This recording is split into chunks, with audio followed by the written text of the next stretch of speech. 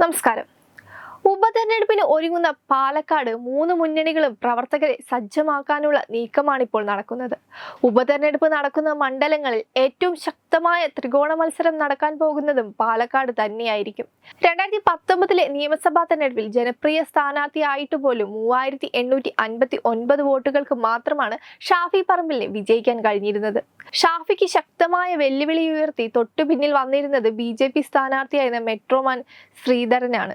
Thrissur Lok Sabha seat BJP പിടിച്ചതും കോൺഗ്രസിൽ നിന്നും ആയതിനാൽ പാലക്കാട് കൂടി താമര വിരിഞ്ഞാൽ UDFന് അത് വലിയ പ്രഹരമായി മാറും.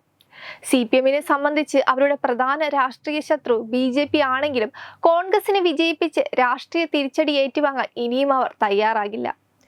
ലോക്സഭാ തെരഞ്ഞെടുപ്പിലേറ്റ തിരിച്ചടി മറികടക്കാൻ ചേലക്കര നിലനിർത്തേണ്ടതും പാലക്കാട് വർദ്ധിപ്പിക്കേണ്ടതും ഇടതുപക്ഷത്തിന് അനിവാര്യമാണ്. അതിനായി ഏതറ്റം വരെ പോകാനും CPM തയ്യാറാവും. അതേസമയം ലോക്സഭാ തെരഞ്ഞെടുപ്പിൽ നേടിയ 18 സീറ്റിന്റെ കൂറ്റൻ ജയത്തിന്റെ പകിട്ട് ഒറ്റയടിക്ക് പോകാൻ UDFന് പാലക്കാട്ടെ ഒരു തോൽവി മാത്രം മതിയാകും. തൃശൂർ ലോക്സഭാ സീറ്റിൽ അട്ടിമറി വിജയം നേടിയ BJPക്ക് പാലക്കാട് 1ാം സ്ഥാനത്ത് എത്താൻ കഴിഞ്ഞാൽ അത് അവരുടെ കേരള സ്വപ്നങ്ങൾക്കാണ് പുതിയ ചിറക് നൽകുന്നത്.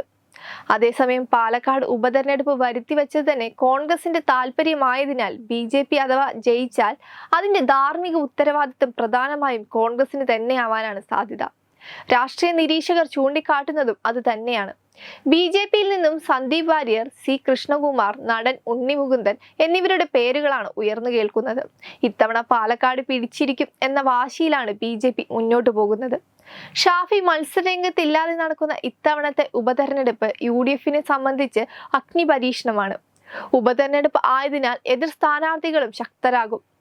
മത്സരത്തിന്റെ വീര്യവും കൂടും. യൂത്ത് കോൺഗ്രസ് സംസ്ഥാന അധ്യക്ഷൻ രാഹുൽ മാങ്കൂട്ടത്തിൽ, VT ബലറാം, ഡോക്ടർ സരിൻ എന്നിവരുടെ പേരുകളാണ് കോൺഗ്രസ് ക്യാമ്പിൽ സജീവമായിരിക്കുന്നത്. എന്നാൽ BJP ശക്തമായ എതിരാളിയായി നിൽക്കുമ്പോൾ കോൺഗ്രസ് സ്ഥാനാർത്ഥികൾക്ക് മുന്നോട്ട് വരാനുള്ള ധൈര്യം ഇല്ലെന്ന വാർത്തയും പുറത്തു വരുന്നുണ്ട്.